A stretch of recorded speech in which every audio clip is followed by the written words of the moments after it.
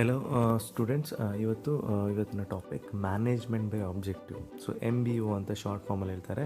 So ಅದರ full form ಇದೆ ಉದ್ದೇಶಗಳ ಮೂಲಕ ವ್ಯವಸ್ಥಾಪನೆ. ಸೊ ಇದು 5ನೇ ಚಾಪ್ಟರ್ PPBM VSK ಯೂನಿವರ್ಸಿಟಿಯ ಸೆಕೆಂಡ್ ಸೆಮಿಸ್ಟರ್ BComನ ಸಬ್ಜೆಕ್ಟ್. MBO ಅಂದ್ರೇನು, ಅದರ ಬೆನಿಫಿಟ್ಸ್ ಏನು, ಅದು ಯಾರು ಅದನ್ನು ಪ್ರಚುರಪಡಿಸಿದ್ರು, ಇದರ ಬಗ್ಗೆ ಕಲಿಯೋ ಇದರ ಪರಿಕಲ್ಪನೆ. ಸೊ ಅದು ಹೇಗೆ ವರ್ಕ್ ಆಗುತ್ತೆ, ಅದು ಏನು ಅಂತ ಹೇಳಿ ಮೊದಲಿಗೆ ನೋಡುವ. ಸೊ MBO ಎಂಬ ಪದವನ್ನು ಪೀಟರ್ ಎಫ್ ಡ್ರಕ್ಕರ್ ಅವರು 1954ರಲ್ಲಿ ರಚಿಸಿದರು. ಇವರು ನಿರ್ವಹಣೆಯ ಹೆಚ್ಚು ವ್ಯಾಪಕವಾಗಿ ಸ್ವೀಕರಿಸಲ್ಪಟ್ಟ ತತ್ವಶಾಸ್ತ್ರ. ಇದೊಂದು ಏನು ಹೇಳ್ತಾರೆ, ಒಂದು ತತ್ವಶಾಸ್ತ್ರ. ಇದರಿಂದ ಏನು ಮಾಡ್ಬೋದು, ಮ್ಯಾನೇಜ್ಮೆಂಟನ್ನು ಇನ್ನೂ ಚೆನ್ನಾಗಿ ಅಥವಾ ಒಂದು ಆರ್ಗನೈಸೇಷನಲ್ಲಿ ಇದನ್ನು ಅಳವಡಿಸಿದರೆ ಇನ್ನೂ ಚೆನ್ನಾಗಿ ಏನು ಕೆಲಸ ಕಾರ್ಯಗಳನ್ನು ಮಾಡ್ಬೋದು, ಉದ್ದೇಶಗಳನ್ನು ಈಡೇರಿಸಲಿಕ್ಕೆ ಸಹಾಯಕವಾಗಿದೆ. ಇದು ನಿರ್ವಹಣೆಯ ಬೇಡಿಕೆ ಮತ್ತು ಲಾಭದಾಯಕ ಶೈಲಿಯಾಗಿದೆ. ಸಂಬಂಧಪಟ್ಟ ಎಲ್ಲ ವ್ಯಕ್ತಿಗಳ ಭಾಗವಹಿಸುವಿಕೆಯ ಮೂಲಕ, ಅಂದರೆ ತಂಡದ ಮನೋಭಾವದ ಮೂಲಕ ಉದ್ದೇಶಗಳ ಸಾಧನೆಯ ಮೇಲೆ ಇದು ಗಮನವನ್ನು ಕೇಂದ್ರೀಕರಿಸುತ್ತದೆ. ರೈಟ್. ಸೊ ಇಲ್ಲಿ ಒಂದು ಉದ್ದೇಶ, ಸೊ ಏನು ಉದ್ದೇಶ ಇದೆ ಅದನ್ನು ಈಡೇರಿಸಬೇಕಾದ್ರೆ ಯಾವ ರೀತಿಯಲ್ಲಿ ಅದನ್ನು ನಡೆಸ್ಕೊಂಡು ಹೋಗಬೇಕು. ರೈಟ್. ಅದೊಂದು ಶೈಲಿ ಅಂತ ಹೇಳ್ಬೋದು, ಲಾಭದಾಯಕ ಶೈಲಿ ಅಂತ ಹೇಳಿದ್ದಾರೆ. ಸೊ ಎಲ್ಲ ವ್ಯಕ್ತಿಗಳು ಅದರಲ್ಲಿ ಭಾಗವಹಿಸ್ತಾರೆ, ಎಲ್ಲರೂ ಅವರ ಸಂಪನ್ಮೂಲವನ್ನು ಸದ್ಬಳಕೆ ಮಾಡಿ ಏನು ಮಾಡ್ತಾರೆ, ಸೊ ಉದ್ದೇಶಗಳನ್ನು ಸಾಧನೆ ಮಾಡ್ತಾರೆ. ಸೊ ಇದರಲ್ಲಿ ಉದ್ದೇಶಗಳ ಸಾಧನೆಯ ಮೂಲಕ ಏನು ಮಾಡ್ತೀರಿ, ನೀವು ನಿಮ್ಮ ಮ್ಯಾನೇಜ್ಮೆಂಟ್, ನಿಮ್ಮ ಕೆಲಸ ಕಾರ್ಯಗಳನ್ನು ನಡೆಸ್ತೀರಿ.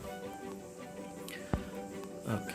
ಸೊ ಇದರ ಮೀನಿಂಗ್ ಏನಂತ ನೋಡೋ. ಅವರ ಪ್ರಕಾರ, ಪೀಟರ್ ಎಫ್ ಡ್ರಕ್ಕರ್ ಪ್ರಕಾರ, MBO ಒಂದು ಸಮಗ್ರ ವ್ಯವಸ್ಥಾಪಕ ವ್ಯವಸ್ಥೆಯಾಗಿದ್ದು ಇದು ಅನೇಕ ಪ್ರಮುಖ ವ್ಯವಸ್ಥಾಪಕ ಚಟುವಟಿಕೆಗಳನ್ನು ವ್ಯವಸ್ಥಿತ ರೀತಿಯಲ್ಲಿ ಸಂಯೋಜಿಸುತ್ತದೆ. ಸಾಂಸ್ಥಿಕ ಉದ್ದೇಶಗಳ ಪರಿಣಾಮಕಾರಿ ಮತ್ತು ಸಮರ್ಥ ಸಾಧನೆಯ ಕಡೆಗೆ ಪ್ರಜ್ಞಾಪೂರ್ವಕವಾಗಿ ನಿರ್ದೇಶಿಸಲ್ಪಡುತ್ತದೆ. ರೈಟ್. ಏನೆಲ್ಲ ಚಟುವಟಿಕೆಗಳಿದೆ ಅದನ್ನು ವ್ಯವಸ್ಥಿತ ರೀತಿಯಲ್ಲಿ ಸಂಯೋಜಿಸ್ತದೆ. ಈಗ ಒಂದು ಎಕ್ಸಾಂಪಲ್ ತಗೊಳ್ಳಿ, ಒಂದು ಬಿಲ್ಡಿಂಗ್ ಮಾಡಬೇಕು, ಕಂಪ್ಲೀಟ್ ಆಗಬೇಕು. ಸೊ ಈ ಡೇಟ್ ಒಳಗೆ ಆಗಬೇಕಂತಿದ್ದಾಗ, ಸೊ ಆ ಡೇಟ್ ಒಳಗೆ ಹಾಗೆ ಏನು ಮಾಡ್ತಾರೆ, ಎಂಪ್ಲಾಯೀಸ್, ಅಲ್ಲಿರುವ ಕೆಲಸಗಾರರು ಅದನ್ನು ಕಂಪ್ಲೀಟ್ ಮಾಡೋ ಹಾಗೆ ನೋಡ್ಕೊಳ್ತಾರೆ. ಹಾಗೆ ಒಂದು ಆರ್ಗನೈಸೇಷನಲ್ಲಿ ಒಂದು ಏನು ಉದ್ದೇಶ ಇದೆ, ಆ ಉದ್ದೇಶಗಳಿಗೋಸ್ಕರ ಉಳಿದೆಲ್ಲ ಚಟುವಟಿಕೆಗಳನ್ನು ಸಂಯೋಜಿಸ್ತಾರೆ. ಸಾಂಸ್ಥಿಕ ಉದ್ದೇಶಗಳ ಪರಿಣಾಮಕಾರಿ ಮತ್ತು ಸಮರ್ಥ ಸಾಧನೆ ಕಡೆಗೆ ಪ್ರಜ್ಞಾಪೂರ್ವಕವಾಗಿ ನಿರ್ದೇಶಿಸಲ್ಪಡುತ್ತದೆ. ಸೊ ಇದರ ನಿರ್ದೇಶನ ಇರ್ಬೋದು, ಅದರಲ್ಲಿರುವ ಪಾಲ್ಗೊಳ್ಳುವಿಕೆ ಇರ್ಬೋದು, ಅವರ ಕಾಂಟ್ರಿಬ್ಯೂಷನ್ ಏನಿದ್ರು ಅದು ಆ ಉದ್ದೇಶದ ಕಡೆಗೆ ಗಮನ ಹರಿಸುತ್ತದೆ. ಓಕೆ. ಸೊ ಮೀನಿಂಗ್ ನೋಡಿದ್ರಿ. ಈಗ ಅದರ ಗುಣಲಕ್ಷಣಗಳು. ಮೊದಲನೇದು ಗುರಿ ದೃಷ್ಟಿಕೋನ. ಸೊ ಏನಿದ್ರು ಅದರ ಗುರಿಯ ಕಡೆಗೆ ಏನು MBO ಕೆಲಸ ಮಾಡುತ್ತೆ. ಏನು ಗುರಿ ಇದೆ ಅದರ ಪ್ರಕಾರನೇ ನಡೆದುಕೊಂಡು ಹೋಗುತ್ತೆ. ಆ ಗುರಿಯನ್ನು ಸಾಧಿಸುವ ಪ್ರಕಾರ ಏನು ನಿರ್ವಹಣೆ ಮಾಡುತ್ತೆ. ಎರಡನೇದು ಜಂಟಿ ಗುರಿ ಸೆಟ್ಟಿಂಗ್, ಅಂದರೆ ಗೋಲ್ ಸೆಟ್ಟಿಂಗ್ ಅಂತ ಅರ್ಥ. ಜಂಟಿ ಅಂದರೆ ಕಾಮನ್ ಆಗಿ ಇಲ್ಲಿ ಮ್ಯಾನೇಜ್ ಮಾಡುವವರು ಇರ್ಬೋದು ಅಥವಾ ಅಲ್ಲಿ ಪಾಲ್ಗೊಳ್ಳೋರು ಇರ್ಬೋದು, ಜೊತೆಯಾಗಿ ಅಥವಾ ಪ್ಲ್ಯಾನಿಂಗ್ ಕೆಲಸ ಮಾಡುವವರು ಇರ್ಬೋದು, ಅಥವಾ ಎಕ್ಸಿಕ್ಯೂಷನ್ ಅಥವಾ ಏನು ಹೇಳ್ತಾರೆ ಎಕ್ಸಿಕ್ಯೂಷನ್ ವರ್ಕ್, ಪ್ಲ್ಯಾನಿಂಗ್ ವರ್ಕ್ ಮತ್ತು ಎಕ್ಸಿಕ್ಯೂಷನ್ ವರ್ಕ್ ಅಂತ ಹೇಳ್ತಾರಲ್ಲ. ಸೊ ಕೆಲಸ ಮಾಡುವವರು ಬೇರೆ, ಪ್ಲ್ಯಾನ್ ಮಾಡೋರು ಬೇರೆ, ಅವ್ರ ಜೊತೆಯಾಗಿ ಏನು ಗೋಲ್ ಸೆಟ್ಟಿಂಗ್ ಅಥವಾ ಉದ್ದೇಶಗಳನ್ನು ಸೆಟ್ ಮಾಡ್ತಾರೆ. ಸಿಸ್ಟಮ್ ಅಪ್ರೋಚ್ ಅಂದರೆ ಇಲ್ಲಿ ಏನಾಗುತ್ತೆ ಹೇಳಿದರೆ, ಅಲ್ಲಿರುವ ಒಂದು ತತ್ವಶಾಸ್ತ್ರ ಅದನ್ನು ಬಳಸ್ತಾರೆ, ಅಥವಾ ಅಲ್ಲಿರುವ ತತ್ವಶಾಸ್ತ್ರದ ಮೂಲಕ ಏನು ನಿಮ್ಮ ಗುರಿ ಏನಿದೆ, ಉದ್ದೇಶಗಳೇನಿದೆ ಅದನ್ನು ಈಡೇರಿಸಲಿಕ್ಕೆ ನೋಡ್ತಾರೆ. ಸೊ ಸಿಸ್ಟಮ್ ಅಪ್ರೋಚ್ ಅಂದರೆ ಇಲ್ಲಿ ಏನಾಗುತ್ತೆ, ಎಲ್ಲರೂ ಅದರಲ್ಲಿ ಪಾಲ್ಗೊಳ್ತಾರೆ, ಎಲ್ಲರ ಭಾಗವಹಿಸಿಕೆ ಇಂಪಾರ್ಟೆಂಟ್. ಸೊ ಎಲ್ಲರೂ ಸೇರಿ ಅದನ್ನು ಮಾಡ್ತಾರೆ ಅಂತ ಅರ್ಥ. ನಾಲ್ಕನೇದು ಸಂಪನ್ಮೂಲಗಳ ಗರಿಷ್ಠ ಬಳಕೆ. ಸೊ ಇಲ್ಲಿ ಒಂದು ಉದ್ದೇಶ ಈಡೇರಬೇಕಾದ್ರೆ ಏನೆಲ್ಲ ಬೇಕು, ಅದಕ್ಕೇನು ಸಂಪನ್ಮೂಲ ಇದೆ, ಇದ್ದ ಸಂಪನ್ಮೂಲವನ್ನು ಚೆನ್ನಾಗಿ ಬಳಸುವಂಥ ಉದ್ದೇಶವೂ ಅವರಿಗೆ ಇರುತ್ತೆ.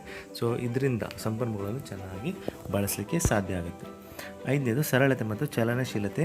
ಸೊ ಸರಳತೆ ಅಂದಾಗ ಏನಾಗುತ್ತೆ, ಇದು ಸಿಂಪಲಾಗಿ ಹೇಳೋದಾದರೆ ಎಲ್ಲರಿಗೂ ಅರ್ಥ ಆಗುವಾಗೆ ಹಾಗೆ ಚಲನಶೀಲವಾಗಿರುತ್ತೆ, ಅದು ಮೂವ್ಮೆಂಟ್ ಆಗ್ತಾ ಇರುತ್ತೆ. ಇಂಥ MBO ಈಗ ಸಪೋಸ್ ಏನು ಆರ್ಗನೈಸೇಷನ್ ಆಬ್ಜೆಕ್ಟಿವ್ಸ್ ಇರುತ್ತೆ ಅದರ ಪ್ರಕಾರನೇ ನಡ್ಕೊಂಡು ಹೋಗುತ್ತಾ ಇದ್ದಾರೆ ಒಂದು ಆರ್ಗನೈಸೇಷನ್, ಏನಾಗುತ್ತೆ ಅದು ಚಲನಶೀಲ ಆಗಿರುತ್ತೆ. ಸೊ ಸರಳತೆ ಅಂದರೆ ಎಲ್ರಿಗೂ ಅರ್ಥ ಆಗುವ ಹಾಗೆ ಅದನ್ನು ಮಾಡಿರ್ತಾರೆ. ನಂಬರ್ 6 ಕಾರ್ಯಕಾರಿ ಅಂದರೆ ಏನು ಕೆಲಸ ಮಾಡಬೇಕಂತ ಅರ್ಥ, ಎಕ್ಸಿಕ್ಯೂಷನ್ ಅಂತ ಅರ್ಥ. ಸೊ ಏನು ಉದ್ದೇಶಗಳು ಸೆಟ್ ಮಾಡಿರ್ತೀರ ಆ ಉದ್ದೇಶಗಳನ್ನ ಈಡೇರಿಸಬೇಕಾದ್ರೆ ಈ ಕೆಲಸ ಕಾರ್ಯಗಳು ಆ ಉದ್ದೇಶದೆಡೆಗೇ ಹೋಗ್ತಾ ಇರುತ್ತೆ. ಸೊ ಅದಕ್ಕೆ ಕಾರ್ಯಕಾರಿ ಅಂತ ಹೇಳ್ತಾರೆ. ಬಹು ಹೊಣೆಗಾರಿಕೆ.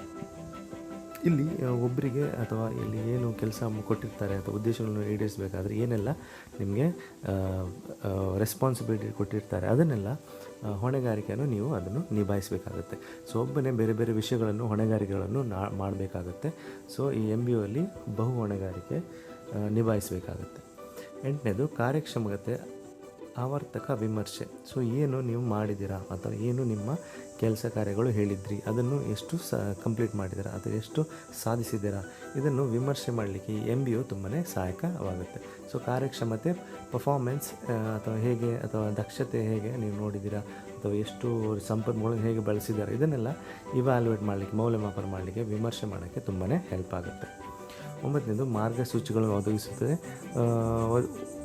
ಆಬ್ಜೆಕ್ಟಿವ್ಸ್ ಉದ್ದೇಶಗಳಿದ್ದಾವೆ, ಕೆಲಸ ಕಾರ್ಯಗಳು ನಡಿಬೇಕು, ಅದು ಹೇಗೆ ನಡಿಬೇಕು, ಅದರ ಹೇಗೆ ನಡೆದ್ರೆ ಅದು ಸಕ್ಸಸ್ಫುಲ್ ಆಗುತ್ತೆ, ಇದಕ್ಕೋಸ್ಕರ ಮಾರ್ಗಸೂಚಿಗಳನ್ನು ಫಿಕ್ಸ್ ಮಾಡಿರ್ತಾರೆ. ಸೊ ಇದು ಮಾರ್ಗಸೂಚಿಗಳು ಒದಗಿಸುತ್ತದೆ. ನೆಕ್ಸ್ಟ್ ಇದರಿಂದ ಏನು ಪ್ರಯೋಜನ ಸಂಸ್ಥೆಗೆ ನೋಡುವ. ಮೊದಲನೇದು ಸುಧಾರಿತ ಯೋಜನೆ. ಸೊ ನೀವು ಬೇರೆ ಮ್ಯಾನೇಜ್ಮೆಂಟ್ ಟೆಕ್ನಿಕ್ಸ್ ಎಲ್ಲ ನೋಡಲಿಕ್ಕೆ ಹೋದರೆ ಅದಕ್ಕಿಂತ ಇದೊಂದು ಅಥವಾ ಹಿಂದಿನ ಅಥವಾ ಟ್ರೆಡಿಷ್ನಲ್ ಟೆಕ್ನಿಕ್ಗಿಂತಲೂ ಇದೊಂದು ಸುಧಾರಿತ ಯೋಜನೆ ಅಂತ ಹೇಳ್ಬೋದು. ಇಲ್ಲಿ ಏನು ಆಬ್ಜೆಕ್ಟಿವ್ ಬೇಸ್ ಮೇಲೆ ಅಥವಾ ಮ್ಯಾನೇಜ್ಮೆಂಟ್ ಬೈ ಆಬ್ಜೆಕ್ಟಿವ್ ಉದ್ದೇಶಗಳ ನಿರ್ಧಾರದ ಅದರ ಬೇಸ್ ಮೇಲೆ ಏನು ಮಾಡ್ತೀರಿ ನೀವು ಕೆಲಸ ಮಾಡ್ತೀರಿ ಹೇಳುವಾಗ ಅಲ್ಲಿ ಯಾವುದೇ ಏನು ಡಿವಿಯೇಷನ್ಸ್ ಅಥವಾ ಆ ಕಡೆ ಈ ಕಡೆ ಹೋಗುವ ಸಾಧ್ಯತೆ ಇರಲ್ಲ. 2ನೇದು ಸಮನ್ವಯತೆ. ಉದ್ದೇಶ ಈಡೇರಬೇಕಂದ್ರೆ ಎಲ್ಲರ ಅವಶ್ಯಕತೆ ಬೇಕಿರುತ್ತೆ, ಎಲ್ಲರೂ ಒಂದು ಗೂಡಿ ಕೆಲಸ ಮಾಡ್ತಾರೆ, ಅಲ್ಲಿ ಸಮನ್ವಯತೆ ಕಂಡು ಬರಲಿಕ್ಕೆ ಸಾಧ್ಯ ಆಗುತ್ತೆ. 3ನೇದು ಪ್ರೇರಣೆ ಮತ್ತು ಬದ್ಧತೆ. ಸೊ ಗುರಿಯೆಡೆಗೆ ಸಾಗಬೇಕು. ಸೊ ಗುರಿಯೆಡೆಗೆ ಸಾಗಬೇಕಾದ್ರೆ ಪ್ರೇರಣೆ ಬೇಕು. ಅದು ನಿಮ್ಮ ಎಲ್ಲ ಎಂಪ್ಲಾಯೀಸ್ ಸೇರಿ ನಮಗೆ ಇದು ಸಾಧಿಸಬೇಕು ಅಂತ ಇದ್ದಾಗ ಅದು ಆಟೋಮೆಟಿಕ್ಕಾಗಿ ಪ್ರೇರಣೆ ಬಂದೇ ಬರುತ್ತೆ. ನಂತರ ಅದರ ಕಡೆ ಬದ್ಧರಾಗಿರ್ತಾರೆ. ಸೊ ಸಂಸ್ಥೆಯ ಒಳ್ಳೆಯದಕ್ಕೋಸ್ಕರ ಅಥವಾ ನಾವು ಒಂದು ಕೆಲಸ ಮಾಡಬೇಕು, ನಮ್ಮ ಕೆಲಸ ಆಗಬೇಕು, ಉದ್ದೇಶಗಳು ಈಡೇರಬೇಕಂತಿದ್ದಾಗ ಪ್ರೇರಣೆ ಮತ್ತು ಬದ್ಧತೆ ಅಲ್ಲಿ ಆಟೋಮೆಟಿಕ್ಕಾಗಿ ಬರುತ್ತೆ. 4ನೇದು ನಿಖರವಾದ ಮೌಲ್ಯಮಾಪನ. ನಾನು ಆಲ್ರೆಡಿ ಹೇಳಿದೆ, ಮೌಲ್ಯಮಾಪನ ಮಾಡಲಿಕ್ಕೆ ಈಸಿ ಆಗುತ್ತೆ ಅಲ್ಲಿರುವ ಏನು ಬೇರೆ ಬೇರೆ ಮಾನದಂಡಗಳಿಂದ. ಸೊ ಮಾನದಂಡಗಳು ಏನು ಬಳಸ್ತೀರಾ ಅದರಿಂದ ಮೌಲ್ಯಮಾಪನ ಏನು ಈಸಿ ಆಗುತ್ತೆ. ಮೌಲ್ಯಮಾಪನ ಮಾಡಿದಾಗ ಮುಂದೆ ಏನಾದರೂ ಫೇಲಿಯರ್ ಆದರೆ ಅದನ್ನು ಚೆನ್ನಾಗಿ ಮಾಡಲಿಕ್ಕೆ ಸಾಧ್ಯ ಆಗುತ್ತೆ. 5ನೇದು ಕಾರ್ಯನಿರ್ವಾಹಕ ಅಭಿವೃದ್ಧಿ. ಸೊ ಕಾರ್ಯನಿರ್ವಹಣೆ. ಸೊ ಈ ಕೆಲಸ ಪ್ಲ್ಯಾನ್ ಮಾಡೋದು ಇಂಪಾರ್ಟೆಂಟ್, ಉದ್ದೇಶಗಳನ್ನು ಸೆಟ್ ಮಾಡೋದು ಇಂಪಾರ್ಟೆಂಟ್, ಈಸಿ. ಆದರೆ ಒಂದು ಕೆಲಸ ಅದರ ಪ್ರಕಾರ ನಡಿಬೇಕಂತ ಹೇಳುವಾಗ ಅದು ತುಂಬಾ ಕಷ್ಟ ಆಗ್ಬೋದು. ಸೊ ಅದಕ್ಕೋಸ್ಕರ ಈ ಕಾರ್ಯನಿರ್ವಹಣೆ ವಿಷಯದಾಗ ಹೋದಾಗ ಏನು ಕೆಲಸ ಅದನ್ನು ನಡಿಬೇಕು, ಪ್ಲ್ಯಾನ್ ಪ್ರಕಾರ ನಡಿಬೇಕು, ಅದು ಹೇಗೆ ನಡೆಯೋದನ್ನು ಗೊತ್ತಾಗುತ್ತೆ. ಫೇಲಿಯರ್ ಆದರೆ ನೆಕ್ಸ್ಟ್ ಟೈಮ್ ಅದನ್ನು ಅಭಿವೃದ್ಧಿಪಡಿಸಲಿಕ್ಕೆ ಅವರಿಗೆ ಸಾಧ್ಯವೂ ಆಗುತ್ತೆ. 6ನೇದು ಸಾಂಸ್ಥಿಕ ಬದಲಾವಣೆ ಮತ್ತು ಅಭಿವೃದ್ಧಿ. ಸೊ ಸಂಸ್ಥೆ ಬದಲಾವಣೆ ಮತ್ತು ಅಭಿವೃದ್ಧಿ ಕಡೆಗೆ ಸಾಗಲಿಕ್ಕೆ ಸಾಧ್ಯ ಆಗುತ್ತೆ. ಉದ್ದೇಶಗಳು ಕ್ಲಿಯರ್ ಇದ್ದಾಗ, ಉದ್ದೇಶಗಳು ಗುರಿ ನಿಮಗೆ ಗೊತ್ತು ಏನಾಗಬೇಕಂತ, ಅದರ ಪ್ರಕಾರ ಅದನ್ನು ನಡಿಬೇಕಾದ್ರೆ ಅದರ ಪ್ರಕಾರ ನೀವು ಕೆಲಸ ಮಾಡ್ತಿದ್ದಾಗ ಸಂಸ್ಥೆ ಬದಲಾವಣೆ ಆಗುತ್ತೆ, ಹಾಗೆ ಅಭಿವೃದ್ಧಿಯಡೆಗೆ ಸಾಗುತ್ತೆ. ನೆಕ್ಸ್ಟ್ ಏನೆಲ್ಲ ಸಮಸ್ಯೆಗಳಿದ್ದಾವೆ MBO ಹೇಳಿದ ಕೂಡಲೇ ನೋಡಲಿಕ್ಕೆ ಅಥವಾ ಕೇಳಲಿಕ್ಕೆ ತುಂಬಾ ಇಂಪಾಗಿದೆ, ಆದರೆ ಅದರಲ್ಲೂ ಇತಿಮಿತಿಗಳಿರ್ತವೆ, ಏನೆಲ್ಲ ಇದೆ ಅಂತ ನೋಡುವ. ಫಸ್ಟ್ ಒನ್, ಉನ್ನತ ನಿರ್ವಹಣೆ ಬೆಂಬಲದ ಕೊರತೆ. ಗುರಿಯನ್ನು ಸೆಟ್ ಮಾಡ್ತೀರಾ, ಕೆಲಸ ಮಾಡ್ತೀರಾ, ಆದರೆ ಉನ್ನತ ಮಟ್ಟದಲ್ಲಿ ನಿಮಗೆ ಬೆಂಬಲ ಸಿಗದಿದ್ದಾಗ ಅಥವಾ ಕೆಲಸ ನಿಮ್ಮ ಗುರಿಯೆಡೆಗೆ ನೀವು ಸಾಗಲಿಕ್ಕೆ ಅಡೆತಡೆ ಆಗುವ ಸಾಧ್ಯತೆ ಇರುತ್ತೆ, ಬೆಂಬಲದ ಕೊರತೆ ಬಂದಾಗ. 2ನೇದು ಅಧೀನ ಅಧಿಕಾರಿಗಳ ಅಸಮಾಧಾನದ ವರ್ತನೆ. ಸೊ ಯಾರಿಗೆ ಕೆಲಸ ವಹಿಸಿಕೊಟ್ಟಿದ್ದಾರೆ ಅವರು ಸರಿಯಾಗಿ ಕೆಲಸ ಮಾಡಲಿಲ್ಲ ಅಥವಾ ಅವರು ಅಸಮಾಧಾನ ವರ್ತನೆ ಸರಿಯಾಗದಿದ್ದರೆ, ಸೊ ಯಾರಿಗೆ ಕೆಲಸ ಕೊಟ್ಟವರು ಅದನ್ನು ಚೆನ್ನಾಗಿ ಮಾಡದಿದ್ದರೆ ಏನಾಗುತ್ತೆ, ಫೇಲಿಯರ್ ಆಗುವ ಸಾಧ್ಯತೆ ಇದೆ. ಗುರಿ ಮತ್ತು ಉದ್ದೇಶಗಳನ್ನು ಪ್ರಮಾಣೀಕರಿಸುವಲ್ಲಿ ತೊಂದರೆಗಳು. ಗುರಿ ಅಂದ ಕೂಡಲೇ ಯಾವ ಗುರಿ, ಎಷ್ಟು ಸಾಧನೆ ಅಥವಾ ಎಷ್ಟು ನಿಮ್ಮ ಉದ್ದೇಶ ಏನು, ಅದನ್ನು ಪ್ರಮಾಣೀಕರಿಸುವುದೇ ದೊಡ್ಡ ಕೆಲಸ. ಸೊ ನಮ್ಮ ಕಂಪನಿ ದೊಡ್ಡ ಕಂಪನಿ ಆಗಬೇಕು, ದೊಡ್ಡದಂದರೆ ಎಷ್ಟು, ತುಂಬ ಪ್ರಾಫಿಟ್ ಮಾಡಬೇಕು, ಪ್ರಾಫಿಟ್ ತುಂಬ ಅಂದರೆ ಎಷ್ಟು. ಸೊ ಯಾವುದೇ ವಿಷಯದಲ್ಲಿ ಒಂದು ಕ್ವಾಂಟಿಟೇಟಿವ್ ಅಥವಾ ನಂಬರ್ ವೈಸ್ ಒಂದು ಹೇಳಲಿಕ್ಕೆ ಬರಲ್ಲ, ಅಥವಾ ಇಷ್ಟೇ ಅಮೌಂಟ್ ಇದ್ದರೆ ದೊಡ್ಡದಂತ ಹೇಳಲಿಕ್ಕೆ ಬರಲ್ಲ. ಸೊ ಇಂಥ ಸಂದರ್ಭದಲ್ಲಿ ಗುರಿ ಮತ್ತು ಉದ್ದೇಶಗಳು ಪ್ರಮಾಣೀಕರಣವೇ ತುಂಬಾ ಕಷ್ಟದ ಕೆಲಸಗಳು ಆಗುತ್ತದೆ. ಇದರಿಂದಲೇ ನಾವು MBOವನ್ನು ಮಾಡಬೇಕಾಗುತ್ತೆ. ಹಾಗಾಗಿ ಇದೊಂದು ತೊಂದರೆ ಅಂತ ಹೇಳ್ಬೋದು. ನಂಬರ್ 4, ದುಬಾರಿ ಮತ್ತು ಸಮಯ ತೆಗೆದುಕೊಳ್ಳುವ ಪ್ರಕ್ರಿಯೆ. ಸೊ ಇದು ಆಗಬೇಕಾದ್ರೆ ತುಂಬ ಟೈಮ್ ತಾಗುತ್ತೆ. ಸೊ ದುಬಾರಿ ಯಾಕೆ ಅಂತ ಹೇಳಿದರೆ ಅದಕ್ಕೋಸ್ಕರ ನೀವು ಡಿಸೈಡ್ ಮಾಡಬೇಕು, ಅದನ್ನು ಕಂಪ್ಲೀಟ್ ಮಾಡಬೇಕಾದ್ರೆ ತುಂಬಾ ಯೋಚನೆ, ಸಮಯ, ಪ್ಲ್ಯಾನಿಂಗ್ ಎಲ್ಲ ಮಾಡಬೇಕಾಗುತ್ತೆ. ಸೊ ದುಬಾರಿನೂ ಆಯಿತು, ಯಾವಾಗ ಟೈಮ್ ಖರ್ಚಾಗುತ್ತೆ ಅಲ್ಲಿ ಕಾಸ್ಟ್ ಆಗುತ್ತೆ ಅಂತ ಅರ್ಥ. ದುಬಾರಿ ಮತ್ತು ಸಮಯವು ತೆಗೆದುಕೊಳ್ಳುವ ಪ್ರಕ್ರಿಯೆ. ನಂಬರ್ 5 ಅಲ್ಪಾವಧಿ ಗುರಿಗಳಿಗೆ ಒತ್ತು. ಸೊ ಈ MBA ಯಾವಾಗಲೂ 3-5 ವರ್ಷ ಹೋಗುವ ಸಾಧ್ಯತೆಗಳಿರ್ತವೆ. ಸೊ ಅದಕ್ಕೋಸ್ಕರ ಏನು ಮಾಡ್ತಾರೆ, MBA ಮಾಡುವಾಗ ಯಾವಾಗಲೂ ಶಾರ್ಟ್ ಟರ್ಮಿಗೆ, ಅಲ್ಪಾವಧಿ ಗುರಿಗಳಿಗೆ ಜಾಸ್ತಿ ಯೋಚನೆ ಮಾಡ್ತಾರೆ. ಅದೇ ಲಾಂಗ್ ಟರ್ಮ್ ಬಗ್ಗೆ ಯೋಚನೆ ಮಾಡಲಿಕ್ಕೆ ಹೋಗಲ್ಲ. ಲಾಂಗ್ ಟರ್ಮ್ ಬಗ್ಗೆ ಯೋಚನೆ ಮಾಡಲಿಕ್ಕೆ ಹೋದಾಗ ಫ್ಯೂಚರ್ ಏನೂ ಆಗ್ಬೋದು, ಅದು ಹೇಗೂ ಚೇಂಜ್ ಆಗ್ಬೋದು, ಏನು ಅಂದ್ಕೊಂಡದು ಆಗದೇ ಇರ್ಬೋದು. ಅದಕ್ಕೋಸ್ಕರ ಈ ಶಾರ್ಟ್ ಟರ್ಮ್ ಗೋಲ್ಗಳ ಬಗ್ಗೆ ಮಾತ್ರ ಯೋಚನೆ ಮಾಡ್ತಾರೆ. ನಂಬರ್ 6 ಸಾಕಷ್ಟು ಕೌಶಲ್ಯ ಮತ್ತು ತರಬೇತಿಯ ಕೊರತೆ.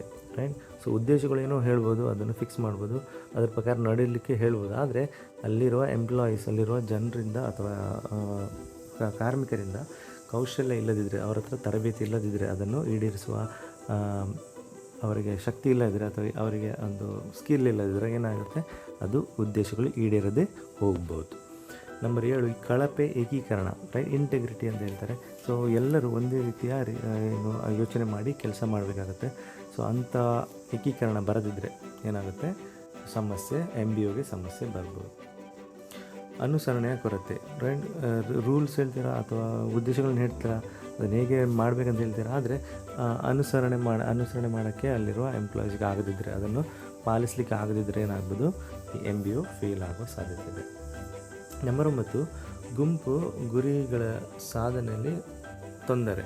ಸೊ ಏನಾಗುತ್ತೆ, ಒಂದು ಗುರಿಯನ್ನು ಏನು ಮಾಡ್ತೀರಾ, ಡಿವೈಡ್ ಮಾಡ್ತೀರಾ. ಒಂದು ಗುರಿ, ಒಂದು ಕಂಪನಿ ಪ್ರಾಫಿಟ್ ಮಾಡಬೇಕು, ಕಂಪನಿ ದೊಡ್ಡ ಬಿಸ್ನೆಸ್ ಹೌಸ್ ಆಗಬೇಕು ಅಥವಾ ದೊಡ್ಡ ಕಂಪನಿ ಆಗಬೇಕಂತ ನೀವು ಗುರಿ ಇರ್ಬೋದು. ಅದನ್ನು ಗುಂಪುಗಳಾಗಿ ವಿಂಗಡಣೆ ಮಾಡ್ತೀರಾ, ರೈಟ್. ಸೊ ಗುಂಪುಗಳಾಗಿ ಒಂದು ಪ್ರೊಡಕ್ಷನ್ ಡಿಪಾರ್ಟ್ಮೆಂಟ್, ರಿಸರ್ಚ್ ಆ್ಯಂಡ್ ಡೆವಲಪ್ಮೆಂಟಿಗೆ ಜಾಸ್ತಿ ಒತ್ತು ಕೊಡ್ತೀರಾ, ಈ ಕಡೆ ಮಾರ್ಕೆಟಿಂಗಿಗೆ ಜಾಸ್ತಿ ಒತ್ತು ಕೊಡ್ತೀರಾ, ಇನ್ನೊಂದು ಕಡೆ ಹ್ಯೂಮನ್ ರಿಸೋರ್ಸ್ಗೆ ಜಾಸ್ತಿ ಒತ್ತು ಕೊಡ್ತೀರಾ. ಆದರೆ ಒಂದು ಗುರಿ ಅಥವಾ ಒಂದು ಗುಂಪಿನಲ್ಲಿ ಅಷ್ಟು ಚೆನ್ನಾಗಿ ಪರ್ಫಾರ್ಮ್ ಮಾಡೋದಿದ್ರೆ ಅದು ನಿಮ್ಮ ಓವರಾಲ್ ಆಬ್ಜೆಕ್ಟಿವ್ ಮೇಲೆ, ಓವರಾಲ್ ಉದ್ದೇಶಗಳ ಮೇಲೆ ಎಫೆಕ್ಟ್ ಆಗುವ ಸಾಧ್ಯತೆ ಇದೆ.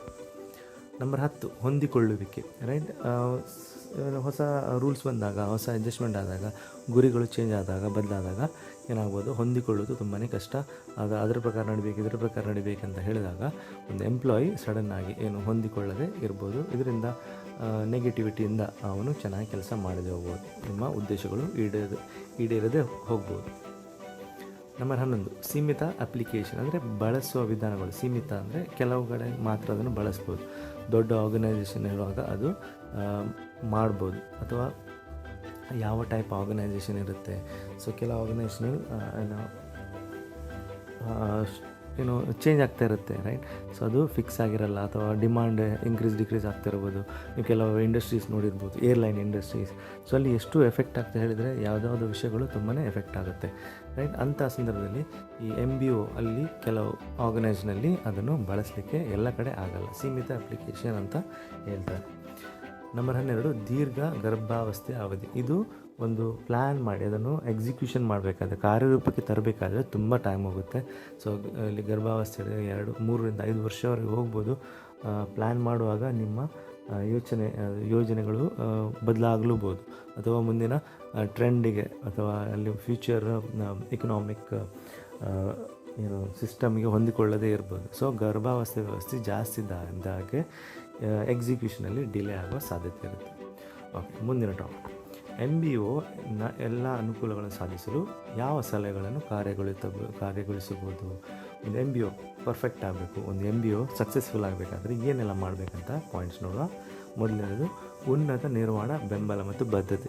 ಸೊ ಏನಲ್ಲಿ ಇಲ್ಲ ಅಂತ ಅಥವಾ ಅನನುಕೂಲ ಹೇಳಿದರೆ ಅದೆಲ್ಲ ಇಲ್ಲಿ ನೀವು ಸಪೋಸ್ ಇದು ಚೆನ್ನಾಗಿ ಆದರೆ MBO ಚೆನ್ನಾಗಾಗುತ್ತೆ ಅಂತ ಹೇಳ್ತಾರೆ. ಉನ್ನತ ನಿರ್ವಹಣಾ ಬೆಂಬಲ ಮತ್ತು ಬದ್ಧತೆ. ಸೊ ಉನ್ನತ ಮಟ್ಟದಲ್ಲಿ ಚೆನ್ನಾಗಿ ಬೆಂಬಲ ಮತ್ತು ಅವರಿಂದ ಬದ್ಧತೆ ಸಿಕ್ಕಿದಾಗ ನಿಮ್ಮ MBO ಸಕ್ಸಸ್ಫುಲ್ ಆಗುತ್ತೆ. ಗುರಿ ಸೆಟ್ಟಿಂಗನ್ನು ತೆರವುಗೊಳಿಸಿ, ರೈಟ್. ಗೋಲ್ ಸೆಟ್ಟಿಂಗ್ ಅಂತ ಹೇಳ್ತಾರೆ, ಅದನ್ನು ಬದಲಾಯಿಸಬೇಕು ಅಥವಾ ಅದರ ಮಾಡುವ ರೀತಿಯನ್ನು ಬದಲಾಯಿಸಬೇಕಂತ ಹೇಳ್ತಾರೆ. ಸೊ ಗೋಲ್ ಸೆಟ್ಟಿಂಗ್ ಅಥವಾ ಕೆಲವು ಸಲ ಗೋಲ್ ಸೆಟ್ಟಿಂಗ್ ಮಾಡಿದ್ದು ಅದು ಆ ಪರಿಸ್ಥಿತಿಯಲ್ಲಿ ಅದು ಹೊಂದಿಕೊಳ್ಳದೇ ಇರ್ಬೋದು, ರೈಟ್. ಕಂಪನಿಗಳು ಏನೋ ಪ್ಲ್ಯಾನ್ ಮಾಡಿರ್ಬೋದು, ಫ್ಯೂಚರಿಗೆ ಇಷ್ಟಿಷ್ಟು ಪ್ರಾಫಿಟ್ ಮಾಡಬೇಕು, ಆದರೆ ಯಾವುದೋ ಒಂದು ಕಾರಣಗಳಿಂದ ಅದನ್ನು ಸಕ್ಸಸ್ಫುಲ್ ಆಗಿ ಅದನ್ನು ಉದ್ದೇಶಗಳನ್ನು ಈಡೇರಿಸದೇ ಇರ್ಬೋದು. ಭಾಗವಹಿಸುವ ಗುರಿ. ಸೊ ಭಾಗವಹಿಸುವ ಗುರಿ ಅಂದರೆ ಎಲ್ಲರನ್ನು ಪಾರ್ಟಿಸಿಪೇಷನ್ ಮಾಡಬೇಕಾಗುತ್ತೆ. ಸೊ ಅಲ್ಲಿ ಏನಾಗುತ್ತೆ, ಕೆಲವರು ಇಷ್ಟ ಆಗ್ಬೋದು, ಕೆಲವರಿಗೆ ಇಷ್ಟ ಅಲ್ಲದೇ ಇರ್ಬೋದು. ಸೊ ಅಂಥ ಸಂದರ್ಭದಲ್ಲಿ ಮನಸ್ತಾಪ ಅಥವಾ ಲ್ಯಾಕ್ ಆಫ್ ಇಂಟ್ರೆಸ್ಟ್ ಬರೋ ಸಾಧ್ಯತೆ ಇದೆ.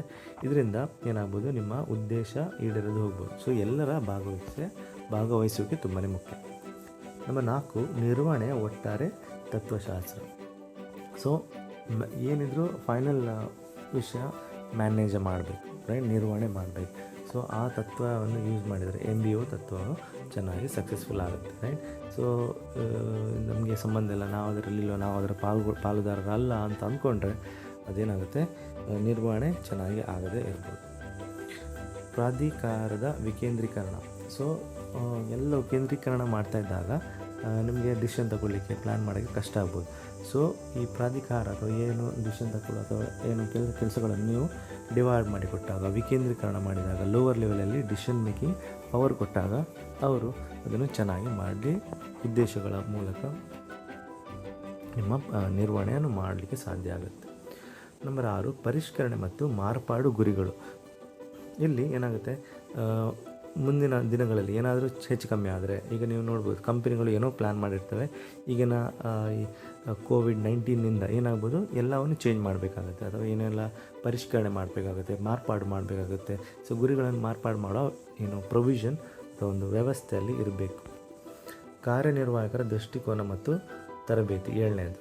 ಸೊ ಇಲ್ಲಿ ಕಾರ್ಯನಿರ್ವಾಹಕರಿಗೆ ಅವರು ಹೇಗೆ ಯೋಚನೆ ಮಾಡ್ತಾರೆ, ನಮ್ಮ ಕಂಪನಿಯ ಆಬ್ಜೆಕ್ಟಿವ್ ಉದ್ದೇಶಗಳು ಹೇಗಿರಬೇಕು, ಸೊ ಅದನ್ನು ನಡೆಸ್ಕೊಂಡು ಹೋಗಬೇಕು, ಇದರ ಬಗ್ಗೆ ಅವರಿಗೆ ಚೆನ್ನಾಗಿ ತರಬೇತಿನೂ ಇರಬೇಕು ಹಾಗೂ ಒಳ್ಳೆಯ ದೃಷ್ಟಿಕೋನ ಹೊಂದಿದರೆ ಸಂಸ್ಥೆ ಉತ್ತುಂಗಕ್ಕೆ ಇರುತ್ತೆ. MBO ಕಾರ್ಯಕ್ರಮದ ಏಕೀಕರಣ. ಸೊ MBO ಹಿಡಿದುಕೊಳ್ಳಿ ಅದೊಂದು ಒಂದು ಡಿಪಾರ್ಟ್ಮೆಂಟ್ನ ಕೆಲಸ ಅಲ್ಲ, ಎಲ್ಲ ಡಿಪಾರ್ಟ್ಮೆಂಟ್ಗಳು ಒಟ್ಟು ಸೇರಿ ಆ ಕೆಲಸಗಳನ್ನು ಮಾಡಬೇಕಾಗುತ್ತೆ. ಎಲ್ಲವೂ ಏಕೀಕರಣ ಆದಾಗ ಅಥವಾ ಒಂದೇ ರೀತಿಯಲ್ಲಿ ಇಂಟಗ್ರೇಷನ್ ಆದಾಗ MBO ಒಂದು ಸಕ್ಸಸ್ಫುಲ್ ಅಂತ ಹೇಳ್ಬೋದು. ಓಕೆ, ಮುಂದಿನ ಟಾಪಿಕ್. ಸೊ ಇಲ್ಲಿಗೆ MBO ಮುಗಿತದೆ. ಇನ್ನೊಂದು ಟಾಪಿಕ್ ಇದೆ, ಇನ್ನೊಂದು ಟರ್ಮ್ ಯೂಸ್ ಮಾಡ್ತಾರೆ, ಇದೊಂದು ಪ್ರಾಕ್ಟೀಸ್ ಅಂತ ಹೇಳ್ಬೋದು, MBE. ಸೊ ಫುಲ್ ಫಾರ್ಮ್ ಹೇಳಿದ್ರೆ ಮ್ಯಾನೇಜ್ಮೆಂಟ್ ಬೈ ಎಕ್ಸೆಪ್ಷನ್. ಎಕ್ಸೆಪ್ಷನ್ ಅಂದರೆ ಎಕ್ಸೆಪ್ಷನಲ್, ಇದನ್ನು ಬಿಟ್ಟು, ಇದು ರಹಿತ ಅಥವಾ ಅಪವಾದ ಅಂತ ಹೇಳ್ತಾರಲ್ಲ. ಸೊ ಏನಾದರೂ ಒಂದು ವಿಷಯದಾಗ ಎಕ್ಸೆಪ್ಟ್ ದಿಸ್ ಅಂತ ಹೇಳಿದರೆ ಅದನ್ನು ಬಿಟ್ಟು ಉಳಿದವರೆಲ್ಲರೂ ಅಂತ ಹೇಳಿ ಅರ್ಥ. ಸೊ ಕನ್ನಡದಲ್ಲಿ ಹೇಳಿದ್ರೆ ಅಪವಾದಾತ್ಮಕ ನಿರ್ವಹಣೆ ಅಂದರೆ ಕಂಪನಿ ಏನಾಗುತ್ತೆ, ಒಂದು ಕೆಲಸ ಡೇ ಟು ಡೇ ಬೇಸಲ್ಲಿ ನಡೆದುಕೊಂಡು ಹೋಗ್ತಾ ಇರುತ್ತೆ. ಸೊ ಈ ಕೆಲಸ ಕಾರ್ಯಗಳು ಚೆನ್ನಾಗಿ ನಡ್ಕೊಂಡು ಹೋದಾಗ ಅಲ್ಲಿ ಯಾವುದೇ ಇಂಟರ್ವೆನ್ಷನ್ ಅಥವಾ ಟಾಪ್ ಲೆವೆಲ್ನ ಇಂಟರ್ವೆನ್ಷನ್ ಅವರು ಮಧ್ಯದಲ್ಲಿ ಬರಬೇಕು ಹೇಳಿಲ್ಲ. ಆದರೆ ಯಾವಾಗ ಕಂಪನಿ ಪ್ರಾಬ್ಲಮ್ ಆಗುತ್ತೆ, ಏನಾದರೂ ನ್ಯಾಚುರಲ್ ಆಗಿ ನಾರ್ಮಲ್ ಆಗಿ ನಡೀತಾ ಇಲ್ಲದಿದ್ದರೆ ಆಗ ಮಾತ್ರ ಟಾಪ್ ಲೆವೆಲ್ ಮ್ಯಾನೇಜ್ಮೆಂಟ್ನ ಇಂಟರ್ವೆನ್ಷನ್ ಅವರು ಭಾಗವಹಿಸಬೇಕಾಗುತ್ತೆ, ಪಾಲ್ಗೊಳ್ಳಬೇಕಾಗುತ್ತೆ. ಇದರಿಂದ ಈ ಪ್ರಾಬ್ಲಮನ್ನು ಸಾಲ್ವ್ ಮಾಡಲಿಕ್ಕೆ ಸಾಧ್ಯ ಆಗುತ್ತೆ.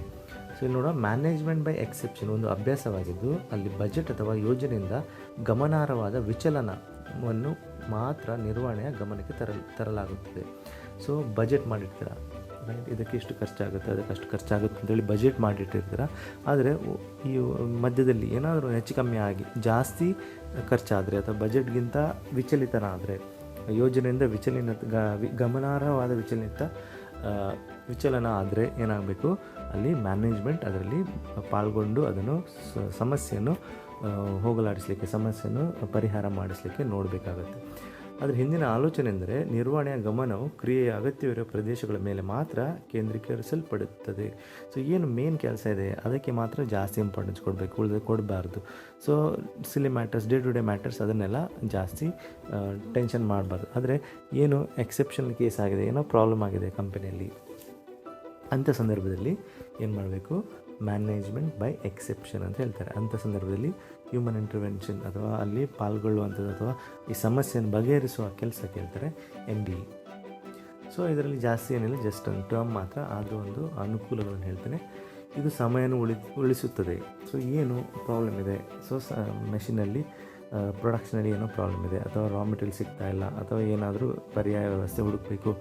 ಸೊ ಇಂಥ ಸಂದರ್ಭದಿದ್ದಾಗ ಏನಾಗುತ್ತೆ, ಸೊ ಇದು ನಾರ್ಮಲ್ ಮ್ಯಾಟ್ರ್ ಅಲ್ಲ, ಏನಾದರೂ ಸ್ಪೆಷಲ್ ಕೇಸ್, ಸ್ಟ್ರೈಕ್ ಆಗಿದೆ ಅಥವಾ ಏನೋ ಒಂದು ಪ್ರಾಬ್ಲಮ್ ಆಗಿದೆ ಸಂಸ್ಥೆಯಲ್ಲಿ, ಅಂಥ ಸಂದರ್ಭದಲ್ಲಿ ಏನು ಮಾಡಬೇಕು, ಇದೊಂದು ಎಕ್ಸೆಪ್ಷನಲ್ ಕೇಸ್ ಆಗುತ್ತೆ.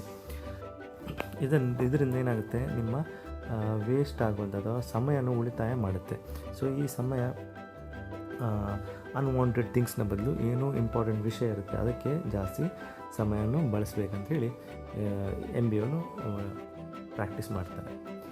ಕೇಂದ್ರೀಕೃತ ಪ್ರಯತ್ನಗಳು ಸಾಧ್ಯ. ರೈಟ್, ನಿಮ್ಮ ಆಬ್ಜೆಕ್ಟಿವ್ಗೆ ಸಂಬಂಧಿಸಿದ ಕೆಲಸಗಳ ಮೇಲೆ ಜಾಸ್ತಿ ಒತ್ತು ಕೊಡಲಿಕ್ಕೆ MBA ಹೆಲ್ಪ್ ಮಾಡುತ್ತೆ. MBE, ಸೊ MBOಗೆ ಹೆಲ್ಪ್ ಮಾಡಲಿಕ್ಕೆ MBE ಇದೆ ಅಂತ ಅಂದ್ಕೊಳ್ಳಿ.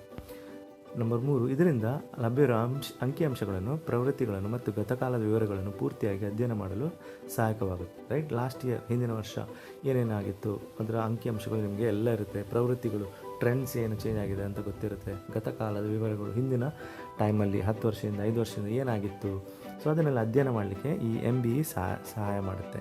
ಸೊ ಇದ್ರ ಟ್ರೆಂಡ್ ಬದಲಾಗಿದೆನಾ ಅಥವಾ ಅಂಕಿಅಂಶಗಳು ಬದಲಾಗಿದೆನಾ, ಸೊ ಏನು ಕಾರಣ ಅಂತೇಳಿ ಹುಡುಕಾಡಲಿಕ್ಕೆ ಸಾಧ್ಯ ಆಗುತ್ತೆ. ನಂಬರ್ 4, ಇದು ನಿಯಂತ್ರಣದ ವ್ಯಾಪ್ತಿಯನ್ನು ಹೆಚ್ಚಿಸಲು ಮತ್ತು ವ್ಯವಸ್ಥಾಪಕರಿಗೆ ಚಟುವಟಿಕೆಗಳನ್ನು ಹೆಚ್ಚಿಸಲು ಶಕ್ತಗೊಳಿಸುತ್ತದೆ. ರೈಟ್, ನಿಯಂತ್ರಣ, ಕಂಟ್ರೋಲ್ ಮಾಡೋಕ್ಕೆ. ಸೊ ಪ್ರಾಬ್ಲಮ್ ಏನಾಗಿದೆ, ಅದನ್ನು ಹೇಗೆ ಡಿವಿಯೇಷನ್ ಆಗಿದೆ, ನೀವು ಯೋಚನೆ ಮಾಡಿದ್ದೇನೋ, ಏನಾಗಿದೆ, ಇದನ್ನೆಲ್ಲ ನೋಡಲಿಕ್ಕೆ, ಸೊ ಎಕ್ಸೆಪ್ಷನಲ್ ಮ್ಯಾಟರ್ಸ್ ನೋಡಲಿಕ್ಕೆ ಏನು ಬೇಕು, MBE ಬೇಕಾಗುತ್ತೆ. ಸೊ ಚಟುವಟಿಕೆಗಳನ್ನು ಹೆಚ್ಚಿಸಲು ಶಕ್ತಗೊಳಿಸುತ್ತದೆ. ನಂಬರ್ 5, ಇದು ಉತ್ತಮ ಅವಕಾಶಗಳ ಜೊತೆಗೆ ತೊಂದರೆಗಳ ಬಗ್ಗೆ ನಿರ್ವಹಣೆಗಳನ್ನು ಎಚ್ಚರಿಸುತ್ತದೆ. ಸೊ ಏನೆಲ್ಲ ಅವಕಾಶಗಳಿದ್ದಾವೆ ಅಂತಲೂ ನೋಡ್ಬೋದು, ನಿಮ್ಮ ಸ್ಟ್ರೆಂತ್ ಅಂತ ಅಪಾರ್ಚುನಿಟೀಸ್ ನೋಡ್ಬೋದು.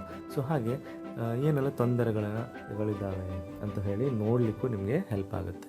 ಸೊ ಇದರಿಂದ ಏನು ಮಾಡ್ಬೋದು, ನಿರ್ವಹಣೆ ಮಾಡುವವರಿಗೆ ಎಚ್ಚರಿಕೆಯ ಸಂದೇಶವನ್ನು ನೀಡುತ್ತದೆ. ನಂಬರ್ 6, ಬಿಕ್ಕಟ್ಟಿನ ಮತ್ತು ಸಂದಿಗ್ಧವಾದ ಸಮಸ್ಯೆಗಳನ್ನು ಗುರುತಿಸುತ್ತದೆ. ಸೊ ಏನೋ ಒಂದು ಪ್ರಾಬ್ಲಮ್ ಇದೆ ಕಂಪನಿಯಲ್ಲಿ, ಅದು ಏನು ಅಂತ ಹೇಳಿ ಅದು ಸಮಸ್ಯೆ ಹುಡುಕಾಡಲಿಕ್ಕೆ ಸಾಧ್ಯ ಆಗುತ್ತೆ. ರೈಟ್, ಎಂಪ್ಲಾಯೀಸ್ ಜಾಬ್ ಬಿಡ್ತಾ ಇದ್ದಾರೆ, ಕಂಪನಿ ಬಿಟ್ಟು ಬೇರೆ ಕಂಪನಿ ಹೋಗ್ತಿದ್ದಾರೆ, ಏನು ಕಾರಣ ಇರ್ಬೋದು, ಟ್ರೈನಿಂಗ್ ಸರಿ ಇಲ್ವಾ, ಅಥವಾ ಅವರ ಫಿನಾನ್ಷಿಯಲ್ ಇನ್ವಾಲ್ವ್ಮೆಂಟ್ ಸರಿ ಸಿಗ್ತಾ ಇಲ್ವಾ, ಅಥವಾ ಏನೋ ಬೇರೆ ಕಾರಣ ಇರ್ಬೋದು ಅಂತೇಳಿ ನೀವು ಸ್ಟಡಿ ಮಾಡಲಿಕ್ಕೆ ನೋಡ್ತೀರಾ. ಸೊ ಇಂಥದ್ದು ಸಂದಿಗ್ಧ ಸಮಸ್ಯೆಗಳನ್ನು ಗುರುತಿಸಲಿಕ್ಕೆ, ಅದಕ್ಕೆ ಸಮಸ್ಯೆ ಫ್ಯೂಚರಲ್ಲಿ ಕಂಡುಹಿಡಲಿಕ್ಕೆ ಸಹಾಯ ಮಾಡುತ್ತೆ. ನಂಬರ್ 7, ಸಂಘಟನೆಯಲ್ಲಿ ವಿವಿಧ ವಿಭಾಗಗಳ ನಡುವೆ ಉತ್ತಮವಾದ ಸಂಪರ್ಕವನ್ನು ಏರ್ಪಡಿಸುತ್ತದೆ. ಏನೋ ಪ್ರಾಬ್ಲಮ್ ಇದೆ, ಅದನ್ನು ಹೇಗೆ ಸಾಲ್ವ್ ಮಾಡ್ತೀರಾ, ಸೊ ಡಿಪಾರ್ಟ್ಮೆಂಟ್ ನಡುವಿನ ಪ್ರಾಬ್ಲಮನ್ನು ಸಾಲ್ವ್ ಮಾಡಲಿಕ್ಕೂ ಹೆಲ್ಪ್ ಮಾಡುತ್ತೆ. ಸೊ ಸಂಪರ್ಕ ಚೆನ್ನಾಗಿದ್ದಾಗ, ಕಮ್ಯುನಿಕೇಷನ್ ಚೆನ್ನಾಗಿದ್ದಾಗ ಏನಾಗುತ್ತೆ, ಯಾವುದೇ ಒಂದು ಕೆಲಸವನ್ನು ಚೆನ್ನಾಗಿ ಸಾಧಿಸಲಿಕ್ಕೆ ಆಗುತ್ತೆ. ನಂಬರ್ 8, ಜನರನ್ನು ಮತ್ತು ಸಂದರ್ಭಗಳನ್ನು ಸಮರ್ಪಕವಾಗಿ ಅಳೆಯಲು ತೀರ್ಮಾನಿಸಲು ಒಂದು ಉತ್ತಮವಾದ ಮಾನದಂಡ. ಸೊ ಒಂದು ಮಾನದಂಡ, ಇಂಥ ಎಕ್ಸೆಪ್ಷನಲ್ ಕೇಸಲ್ಲಿ ಅಥವಾ ಇಂಥ ಸಮಸ್ಯೆ ಸುಳಿಯಲ್ಲಿ ನೀವೇನು ಮಾಡಿದ್ರಿ, ಹೇಗೆ ಹೊರಗೆ ಬಂದ್ರಿ, ಏನು ಮಾರ್ಗ ಉಪಾಯ ಕಂಡುಹಿಡಿದ್ರಿ, ಇದನ್ನೆಲ್ಲ ನೋಡಲಿಕ್ಕೆ ಏನು ಸಾಧ್ಯ ಆಗುತ್ತೆ MBEಯಿಂದ. ಓಕೆ, ಸೊ ಇಷ್ಟು MBE ಬಗ್ಗೆ, MBO ಮತ್ತು MBA ಬಗ್ಗೆ MBE ಬಗ್ಗೆ ಹೇಳಿದೆ ನಾನು. ಸೊ ಇದೊಂದು ಜಸ್ಟ್ ಇಂಪಾರ್ಟೆಂಟ್ ಅಥವಾ ಲೇಟೆಸ್ಟ್ ಟರ್ಮ್ ಅಂತ ಹೇಳ್ಬೋದು ಮ್ಯಾನೇಜ್ಮೆಂಟ್ನಲ್ಲಿ. ಇದರಲ್ಲಿ ಏನಾದರೂ ಡೌಟ್ ಇದ್ದರೆ ನೀವು ಕೇಳ್ಬೋದು, ಕಮೆಂಟ್ ಮಾಡ್ಬೋದು. ಇಲ್ಲಿವರೆಗೆ ಪಾಠ ಕೇಳೋದಕ್ಕೆ ಧನ್ಯವಾದಗಳು. ಈ ಚಾನಲನ್ನು ಸಬ್ಸ್ಕ್ರೈಬ್ ಮಾಡಿ ಮುಂದಿನ ವೀಡಿಯೋಗಳನ್ನು ನೀವು ಪಡಿಬೋದು. Thank you.